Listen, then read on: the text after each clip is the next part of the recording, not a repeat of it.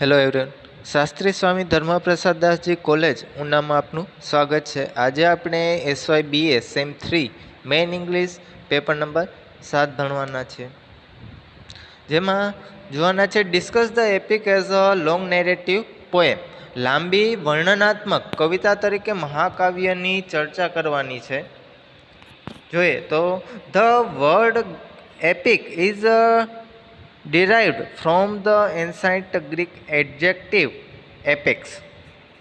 EPIC શબ્દ છે એ એક પ્રાચીન ગ્રીક એડજેક્ટિવ એપિક્સ પરથી ઉત્પન્ન થયો છે અથવા તો ત્યાંથી આવ્યો છે, which means a poetic story in literature, કે જેનો મતલબ સાહિત્યમાં એક કવિતાની વાર્તા। An epic is a long narrative poem.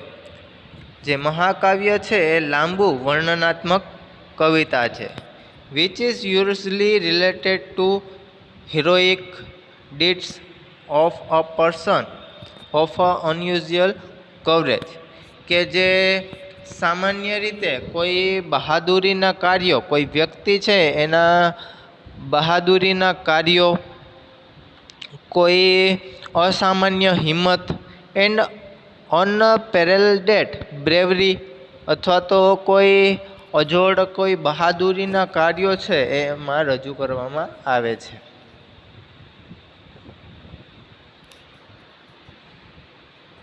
The hero is usually the representative of the values of a certain culture। Hero છે એ સામાન્ય રીતે કોઈ ચોક્કસ સંસ્કૃતિનું પ્રતિનિધિત્વ કરે છે, અથવા તો રેસ એટલે કે જાતિ, નેશન કોઈ રાષ્ટ્ર છે એનું, ઓર અ રિલિજિયસ ગ્રુપ કોઈ ગ્રુપ છે, ધાર્મિક ગ્રુપ છે એનું પ્રતિનિધિત્વ હીરો કોઈ કરતો હોય છે। On whose victory of failure the destiny of the world nation or group depends, કે જેના પર રાષ્ટ્રની, આખા રાષ્ટ્રની અથવા તો કોઈ ગ્રુપની ભાગ્ય છે એની જીત અથવા તો એના હાર ઉપર એનું આધાર રાખતું હોય છે। એટલે કે કોઈ હીરો છે એની જીત અથવા તો હાર છે એ આખા રાષ્ટ્ર ઉપર અથવા તો કોઈ ગ્રુપ ઉપર એનું ભાગ્ય આધાર રાખતું હોય છે। The certain spirit force help the hero. આમ કોઈ હીરો છે એને આધ્યાત્મિક રીતે કોઈ મદદ મળે છે ને બળ મળે છે। Who comes out victory at the end, અને એને અંતે એક જીત મળે છે। An epic usually starts with an invocation to muse, અને મહાકાવ્ય છે એ સામાન્ય રીતે કોઈ વ્યક્તિ છે એનું ધ્યાન ધરવું અથવા તો કંઈ વ્યક્તિ છે એનું આમંત્રણ આપવામાં અથવા એનું ધ્યાન ધરવામાં આવે છે શરૂઆતમાં। But than picks up the thread of the story, અને ત્યારબાદ જે સ્ટોરી છે, જે મહાકાવ્ય છે એ એક દોરાની જેમ ધીમે ધીમે આગળ ખેંચવામાં આવે છે। From the middle and moves on to the end, અને વચ્ચેના ગાળાથી એ ધીમે ધીમે અંત તરફ એને લઈ જવામાં આવે છે।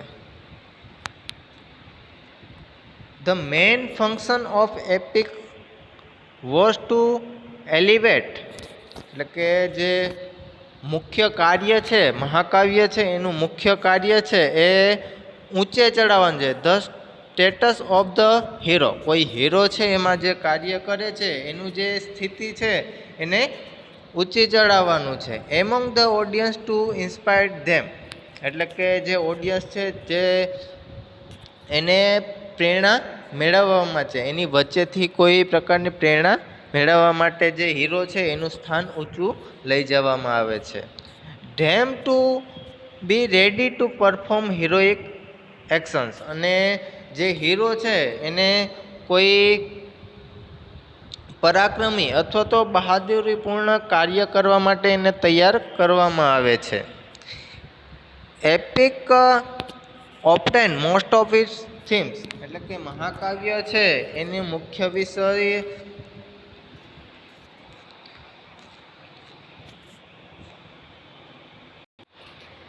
વિષય મેળવવામાં આવે છે from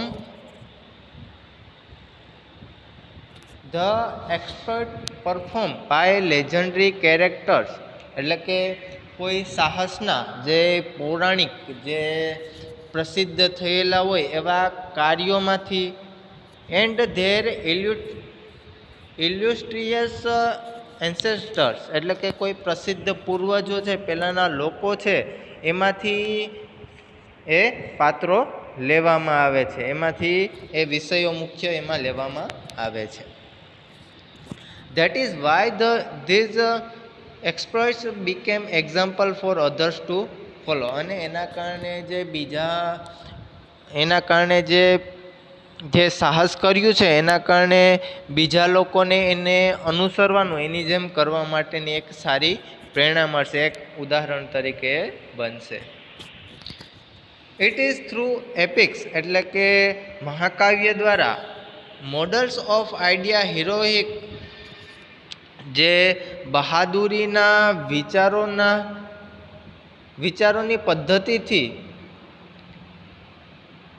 where supply to the common people, અને એક સામાન્ય લોકો સુધી પણ એ પૂરું પાડવામાં આવશે. એના જે પરાક્રમો છે, જે બહાદુરીના કાર્યો કર્યા છે, એ સામાન્ય લોકો સુધી પણ પહોંચાડી શકાશે.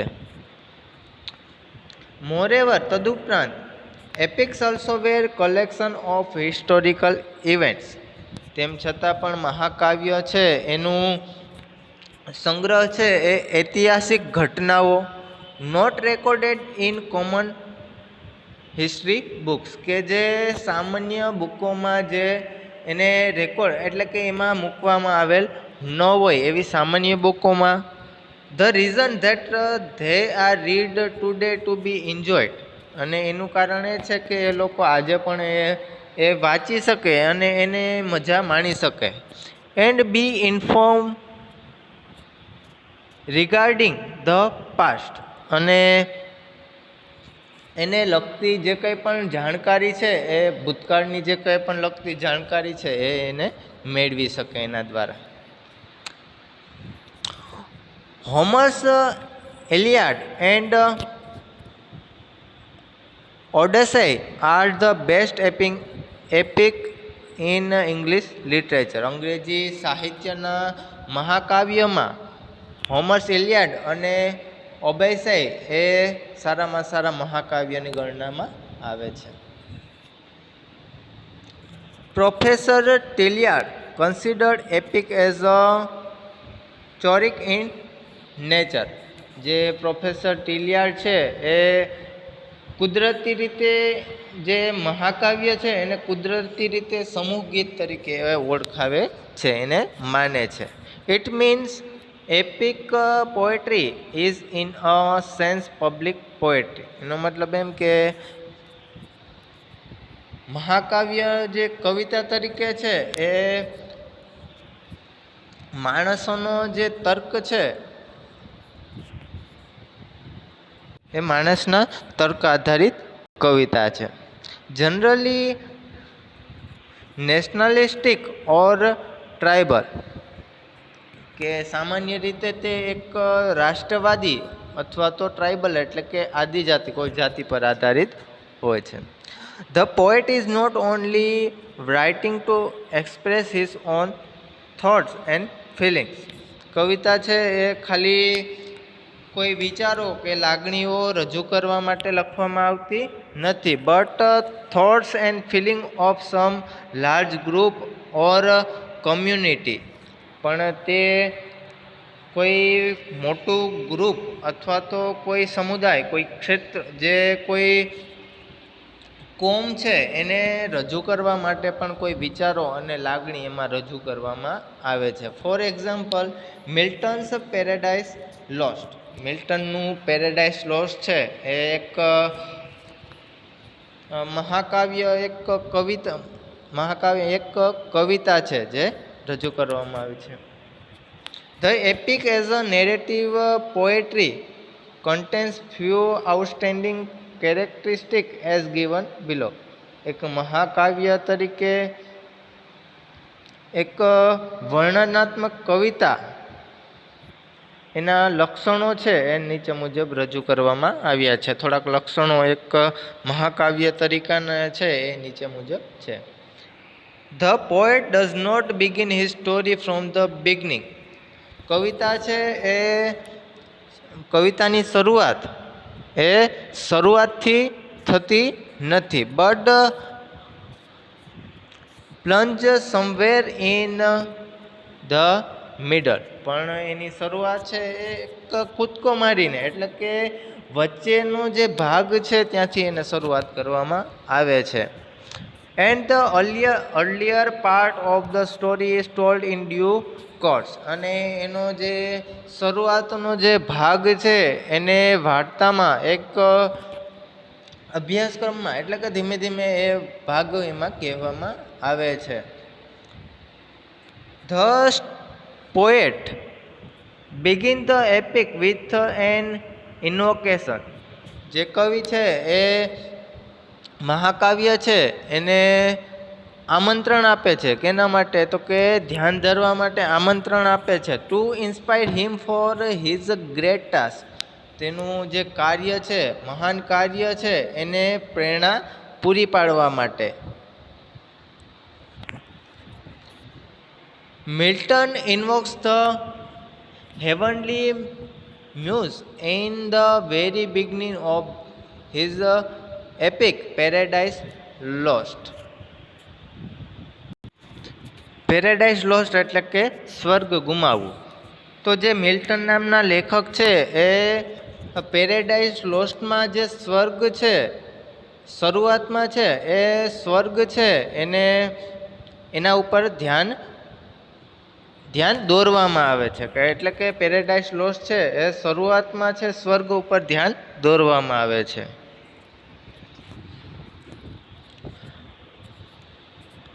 The invocation is followed by a statement of the theme of the epic. જે વિષય છે એ મહાકાવ્ય છે એનો વિષય છે એ નિવેદનને અનુસરે છે, એટલે કે એના ઉપર આધાર રાખે છે. થીમ ઓફ ધ એપિક એટલે કે મહાકાવ્યનો વિષય છે એના ઉપર આધારે રાખે છે. And the purpose of the poet in writing it. અને કવિતા લખવાનો મુખ્ય હેતુ પણ એ જ છે.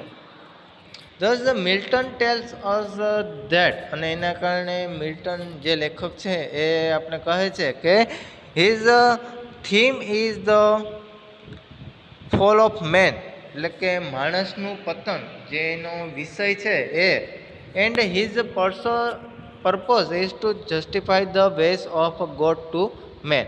અને એનો મુખ્ય હેતુ એ છે કે માણસ છે એને ભગવાન પાસેથી એને સમર્થન મેળવવું, એને જસ્ટિફાય કરવાનો એનો મુખ્ય હેતુ છે.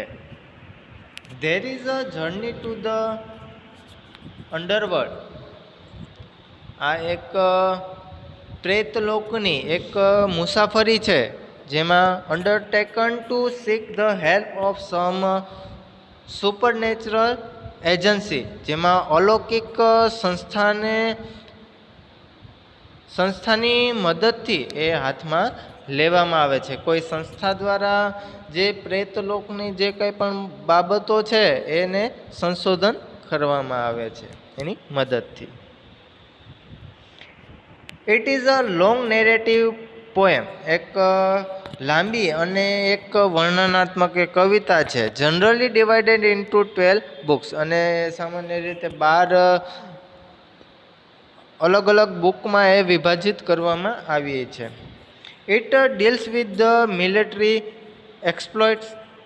તેમાં એક લશ્કરી સાહસ, ડીડ્સ ઓફ વેલર્સ એટલે કે બહાદુરીના કાર્યો, સમ નેશનલ હીરો એટલે કે રાષ્ટ્રના અમુક હીરો ઓર ઓફ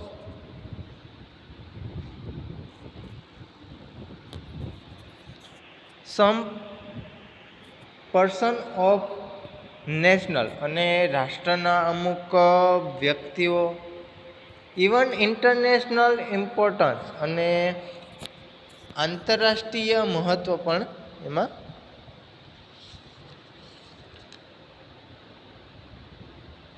સમાવેશ કરવામાં આવ્યું છે. The epic hero is a man of heroic. મહાકાવ્યમાં જે હીરો છે એ જે માણસ છે એ બહાદુર છે, એટલે કે હીરો છે એ બહાદુર છે. બલ્ક એન્ડ ડાયમેન્શન, એટલે કે એનું પરિણામ છે. He is a giant among men, તે માણસોની વચ્ચે અથવા તો માણસોમાં એ મોટો છે.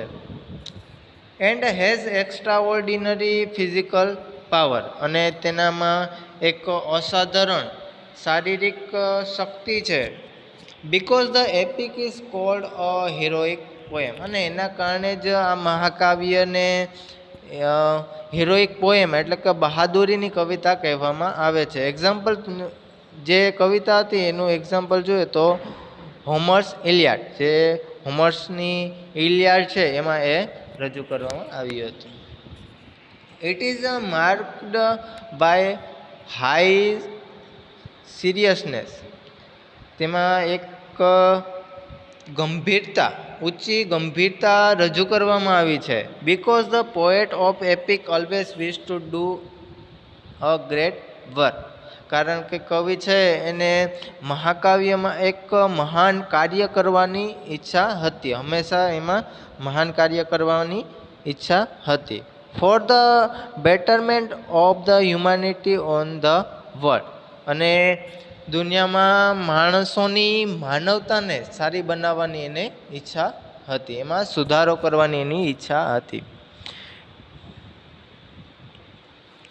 It also carries a number of thrilling, તેમાં ખૂબ રોમાંચ એન્ડ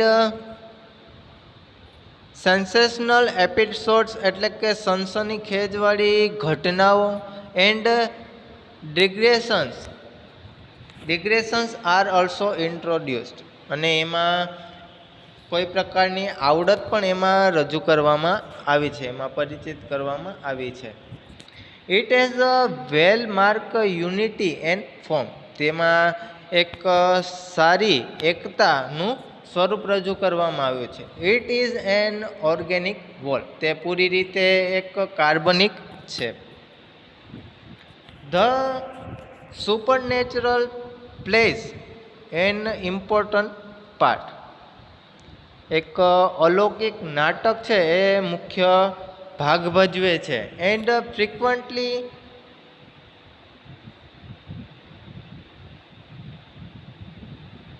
ઇન્ટરવનેસ ઇન ધ એક્શન, અને એમાં વારંવાર કાર્યની વચ્ચે પડે છે. An epic reflects the life of the themes, મહાકાવ્યમાં જિંદગીના સમયનું પ્રતિબિંબ કરવામાં આવે છે. It is the very embodiment of the spirit of the age, તેમાં એક મૂર્ત જુસ્સો, જે ઉંમર પ્રમાણેનો એક મૂર્ત જુસ્સો છે એ રજૂ કરવામાં આવે છે. In a which it is written, કે જેમાં લખવામાં આવે છે, લખેલું એમાં હોય છે.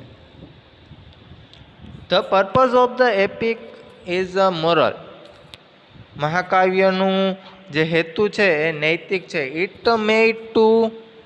It may be to arouse patriotism and national pride, અને એના કારણે કદાચ પેટ્રિયોટિઝમ એટલે કે દેશભક્તિ અને નેશનલ પ્રાઇડ રાષ્ટ્રીય ગર્વ એના કારણે જગાડી શકાય એવી એની ઈચ્છા છે. એઝ અ હોમર સેઝ, જે હોમર્સ નામના લેખક છે એ કહે છે, ટુ ફેશન અ જન્ટલમેન, એક એનો હેતુ શું છે તો કે વ્યક્તિને સજ્જન બનાવે, જેન્ટલમેન ઇન વર્ચ્યુઅસ, સજ્જનોમાં સદાચારી બનાવવા, એન્ડ જન્ટલ ડિસિપ્લિન, અને નમ્ર અને શિસ્ત બનાવવાનો એનો હેતુ છે. The theme of an epic is lofty and sublime. મહાકાવ્યનો મુખ્ય હેતુ ઉદાર અને ઉત્કૃષ્ટ છે. And its diction is equally elevated and grand. અને તેની અભિવ્યક્તિ છે એ એને ભવ્યતા ઊંચી ચડાવવાની છે. An epic is divided into two classes. મહાકાવ્ય છે એને બે વર્ગોમાં વિભાજિત કરવામાં આવ્યું છે. પહેલું છે ધ ક્લાસ એપિક, એટલે કે વર્ગોવાળું મહાકાવ્ય, which is coherent and well knit, કે જે સુસંગત અને સારી રીતે ગૂંથાયેલું છે. અને બીજું છે the romantic epic, which is rambling and incoherent, કે જેમાં આડુંઅવળું અને છૂટું છવાયું, and lacks concentration on any one central figure, કે જેમાં એકાગ્રતાનો અભાવ જોવા મળે છે, કોઈ એક કેન્દ્ર ઉપર એકાગ્રતાનો અભાવ જોવા મળે છે. There is confusion, diversity of characters and action. લક્ષણો અને કાર્યોમાં વિવિધતા અને મૂંઝવણ જોવા મળે છે. For example Spenser the Faerie Queene, ઉદાહરણ તરીકે સ્પેન્સરનું ફેરી ક્વીન. ઇન શોર્ટ, ટૂંકમાં an epic poem is a long narrative poem. અને ટૂંકમાં મહાકાવ્ય છે એ મોટી વર્ણનાત્મક કવિતા છે. That is usually about heroic deeds, કે જેમાં સામાન્ય રીતે બહાદુરીના કાર્યો, એન્ડ ઇવેન્ટ્સ અને ઘટનાઓ, that are significant to the culture of poet. અને એમાં સંસ્કૃતિ, જે કવિ છે એ સંસ્કૃતિને કવિ ખૂબ મહત્ત્વ આપે છે. Many ancient writers used epic poetry to tell tales of intense adventures and heroic feats, and they were ideal for expressing story orally. ઘણા લેખકો છે એ મહાકાવ્ય છે એને એક વાર્તા, જે તીવ્ર વાર્તા છે એને, જે બહાદુરી છે, સાહસ છે એને કહેવા માટે, અને બહાદુરીની ઉજવણી કરવા માટે, અથવા તો કોઈ આદર્શ વિચારો છે એને રજૂ કરવા માટે મૌખિક રીતે પણ અમુક લેખકો મહાકાવ્યનો ઉપયોગ કરતા હતા. As a literary form, EPIC એક સાહિત્યની રૂપે મહાકાવ્ય છે એ હાલમાં પ્રેઝન્ટ ધ હિરોઇક આઇડિયલ્સ, એટલે કે હીરોના બહાદુરીના આદર્શો, એઝ અ કવરેજ, એક હિંમત, હોનર, માન, સેક્રિફાઈસ, બલિદાન, પેટ્રિયોટિઝમ એન્ડ કાઇન્ડનેસ, એક દેશભક્તિ અને દયા પણ એમાં. It also gives a clear picture of the social and culture pattern. અને એમાં સામાજિક અને સંસ્કૃતિનું એક ચિત્ર પણ એમાં ચોખ્ખી રીતે રજૂ કરવામાં આવે છે, એમાં આપવામાં આવે છે. ઓફ ધ કન્ટેમ્પરરી લાઈફ, એક સમકાલીન અને વર્તમાન જિંદગી છે એને લગતું એક ચિત્ર એમાં રજૂ કરવામાં આવે છે. Thank you friends.